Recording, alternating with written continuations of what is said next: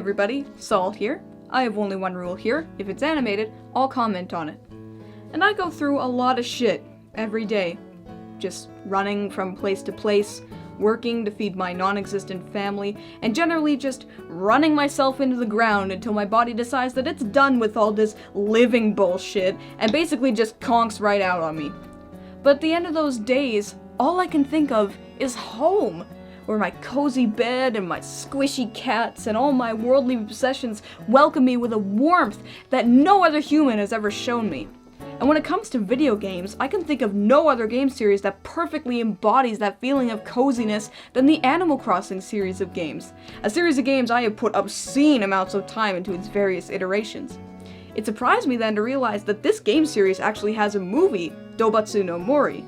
I wondered how a movie could perfectly encapsulate that feeling of coziness as well. So I guess that's what we're gonna find out today, isn't it? But on with the backstory now, dear friends. Dobutsu no Mori is a movie that was produced by Toho in association with Nintendo. It was directed by Joji Shimura, and it released in Japan in 2006. The movie is based on the Animal Crossing series of games, most notably Animal Crossing Wild World for the Nintendo DS. Ooh-wee, that's all fascinating and everything, but let's not waste any more time here. Let's grab our golden shovels as we take a nice deep dig into Dobutsu no Mori, aka Animal Crossing. If you're familiar with Animal Crossing, then you'll know that the goal of the game is basically to make your own life, with no overarching plot in any way whatsoever. How in fuck hell is that supposed to translate to a movie then? Well, in short, it doesn't. Okay, so this young girl here, moves to a place called Animal Village and then proceeds to live there. That's about as far as it goes, until suddenly, aliens! Yep, I shit you not. Aliens. Like I said, Animal Crossing isn't a concept that invites plot to its cocktail parties, so I'm surprised there's actually any plot at all. There's really just more of a setting in which a constant parade of recognizable things from the game prance by you with knowing winks and flapping skirts. But do you hear me complaining? Not really, I guess. But let's unpack our suitcase full of characters, and the first one unpacked is a girl who moves to Animal Village to make her own life. Aside from being somewhat self-reliant, there's not even a gnat's cock worth of stuff to say about her. She's literally just there to justify having all the things from the game swan about in front of her like undersexed concubines. Then there's you, the only other human in the story, and hold up a sec. You? You? Oh god, the Final Fantasy Unlimited flashbacks are returning! I need my medication!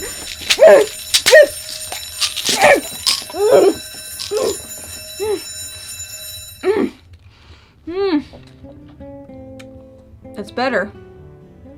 Anyway, as I was saying, Yu is an eccentric young lad from the next town over who fannies about in stupid outfits looking for bugs and fossils and shit. You know, like you do in the game. Not a thing to say about him either. Keep an eye out, actually, you'll find that's a pattern here. Then there's Sally, an elephant with dreams of being a designer who befriends I. Sally is sorta sweet as a character, but that sweetness is rather abrupt and short-lived, like a single-scoop ice cream cone. And bringing up the rear is Bouquet, also known as Rosie in the North American version of the games, who is a loud and overly dramatic cat that also spends most of her time faffing about and being generally vapid. Boy, this movie sure has a bubbling crockpot of characters, doesn't it? All their raw chemistry is enough to ignite even the most frigid bowls of thin broth, she said facetiously. And yeah, a lot of other familiar characters cross paths with I and the others, but are there just for the sake of being there, like mildly interesting vases on a mantle. At this point, it may sound like I'm ready to castrate this movie with a set of burning steel tongs, but I will quell those notions right here and now. And also, you're wrong, I was planning to use a salad fork. I will say that this movie has a great atmosphere to it, just like the games it's birthed from. It goes through all 4 seasons of the year, depicted lightly and lovingly, and never loses that very inviting ambience it immerses you in. Wish I could say the same for the plot, but whatever, baby steps. Of course, I should say that any veteran of the Animal Crossing games will find this a very cozy niche to snuggle up into, because it adapts so many of the characters, locations, designs, and situations from the games that it's almost Pavlovian in nature. Makes me want to go dust off my old copy of Animal Crossing Wild World and see if the weeds have evolved into a super intelligent sentient race at this point. And it should be said that the music is also quite nice, since it adapts many themes from the games which help bring out the mood and create a calm, inviting tone that makes your brain kick back in its proverbial lazy boy and have a nice rest. But we might as well boot our brains right back up again to talk about the bad things. I said that there's basically no plot, just a setting with some fancy set pieces, but I'll bang on about it a bit more, since this is a movie with a finite runtime, not a game that goes on forever, or until you get bored and let the weeds consume the entire universe. So, having no plot at all, just a familiar setting, provides not nearly enough content to stretch over an hour and whatever.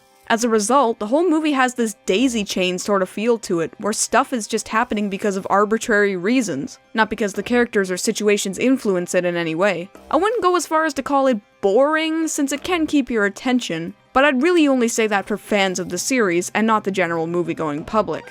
Without the familiarity in the characters and settings, there's just absolutely nothing to it at all.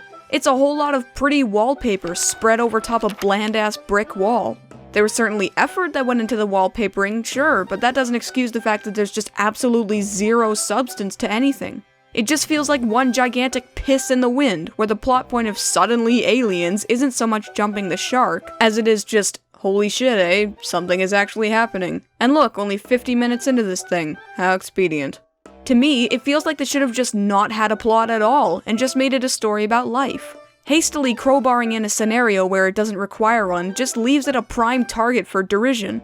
I know I'm really just pounding deeper and deeper into the same topic, but there's really nothing else worthy of knocking. When you can't even claim that your product has a legitimate reason to exist, it's time to go back to the fucking drawing board and try again next time, mate. Dobutsu no Mori is an experience akin to sitting in a worn-out but overwhelmingly cozy chair.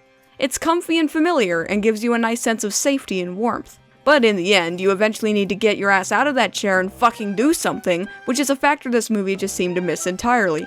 It's definitely got an inviting atmosphere that can be just what you're looking for if you're in the right mood for it. But if you're not, there's just nothing of substance inside this colorful, happy little beast. I give Dōbutsu no Mori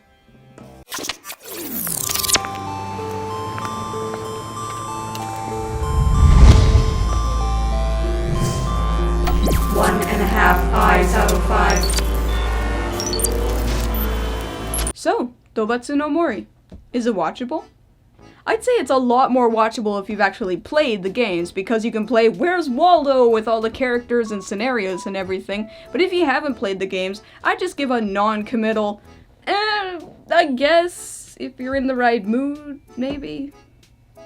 Is it enjoyable? Well, the art and the soundtrack are definitely enjoyable, but the rest are just so much packing peanuts. Is it memorable? Well, this movie was never released outside of Japan, so it probably flew under the radar of a lot of North American people, but hey, if you're in the mood for some Animal Crossing action and you're way too important to play the video games, then this might be right up your alley. So, yeah, I guess that's all I have to say about that. Guess there's nothing left to do but just finish the sentence on it.